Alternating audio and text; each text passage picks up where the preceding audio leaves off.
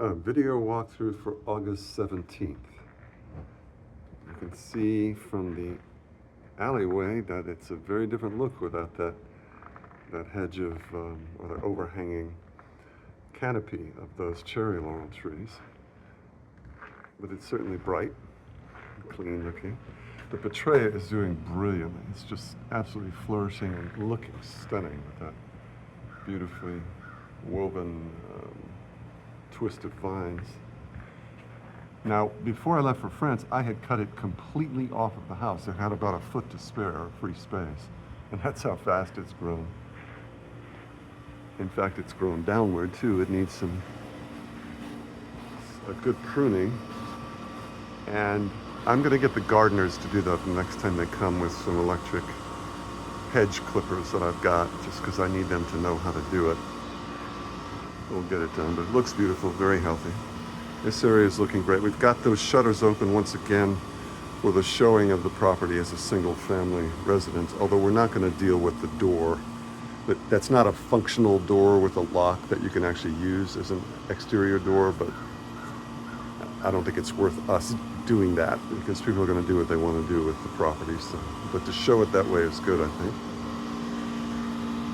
Up here now, this beautiful hanging clematis vine. It was so lush and so full and so long. It was reaching way down here. Before I left, I came back and it was more than halfway dead. And I was just shocked. And it turns out that the gardeners had broken, but they were reorganizing in the shed, and they had broken one of the irrigation hoses that was spilling water and taking all the water pressure away. So this thing didn't get any water the entire time I was gone.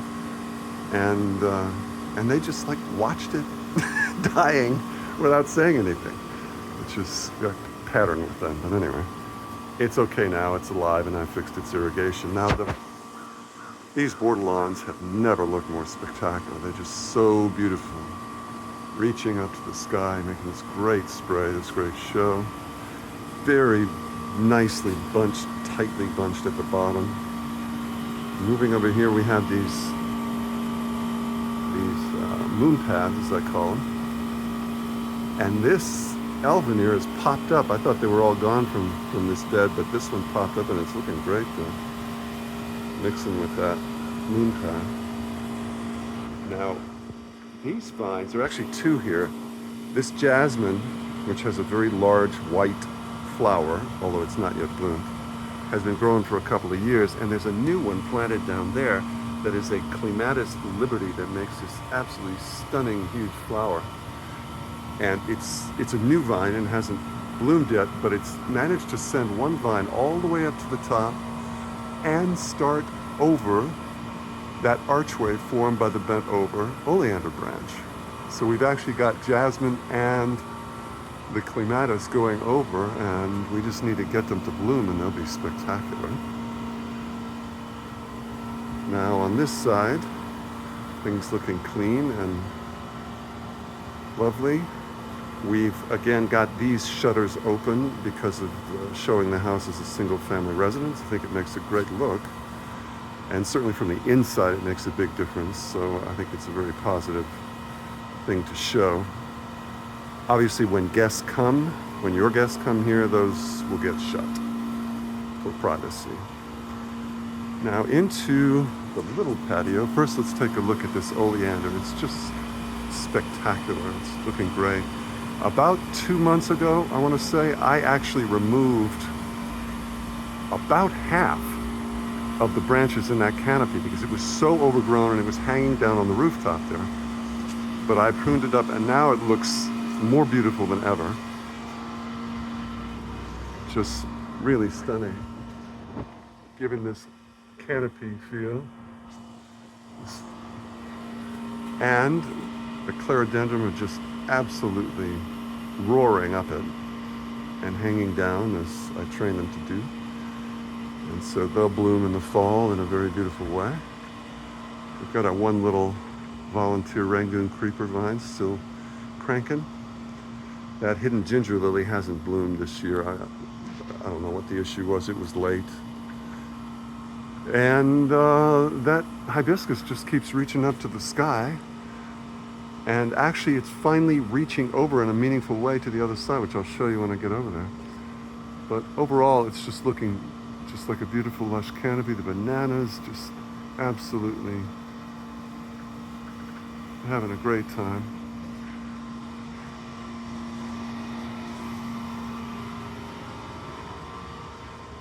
So moving out here, we've got some nice wisps of clerodendron coming through the shutters. Those will be beautiful when they bloom.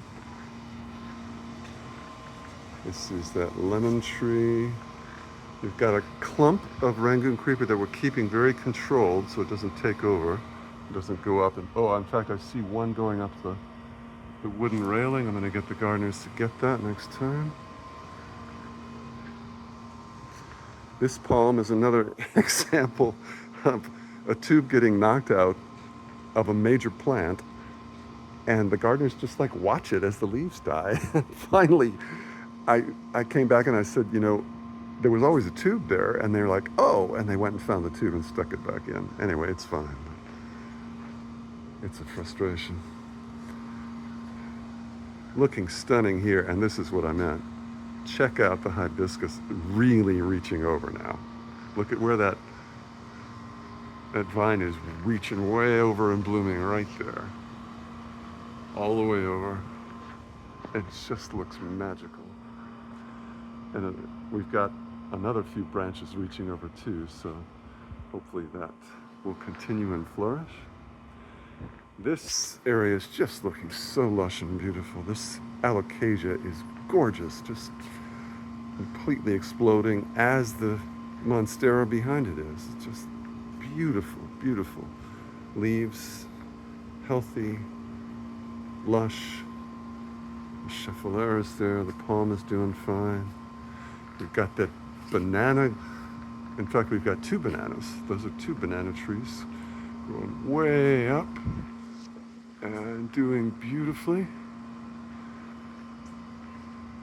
Our shell ginger needs a little propping up here. I need to tie up a couple of those while the lower ones grow up, which I'll get to shortly. Now this area, looking beautiful. It's fountain needs a bit of clearing up, but it's looking lush. And in fact, I need to come trim these wandering Jews a bit. They're a little bit unruly, but certainly lush and healthy. Now this monstera is spectacularly healthy. It's just absolutely having a great time and looking so beautiful. You know, with the metal, the decorative ironworks behind it on the wall, it's just stunning. This palm is doing great. Moving over here, we have our Algerian ivy that we've replaced the old English ivy which died. And the irrigation is working, although I'm going to put some fungicide in that. I think it should be doing a little better than it is, but it's fine.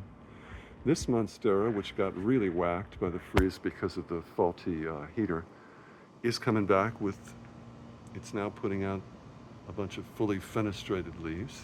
I've left the unfenestrated leaves on there to fuel the plant because it is putting out the fenestrated. Now look at this alocasia. This guy I placed here a couple of years ago from another bed where he was kind of hidden in the back and couldn't grow, and he's just doing brilliantly there. It's just spectacular looking. Check those little bananas. They're beautiful. How about that? That's a little stunted bunch of bananas because, as you see, that banana tree got cut off from a freeze, and then it grows up and it puts out a stunted bunch. In fact, we have stunted bunches all over the place right now because all the trees, or many of them, got cut off from the freeze. That's a stunted bunch. That's a stunted bunch. And before we get too far past, this fan palm is doing great with this wonderful umbrella tree, which is actually a replacement for the original, but it's you can't really tell the difference. It's beautiful and very healthy, doing great. The clavia down there have not yet bloomed, and I think that it's a combination of factors, but mainly the light is wrong for them. But we'll get it if we can. Down here, looking lush, tropical, and nice.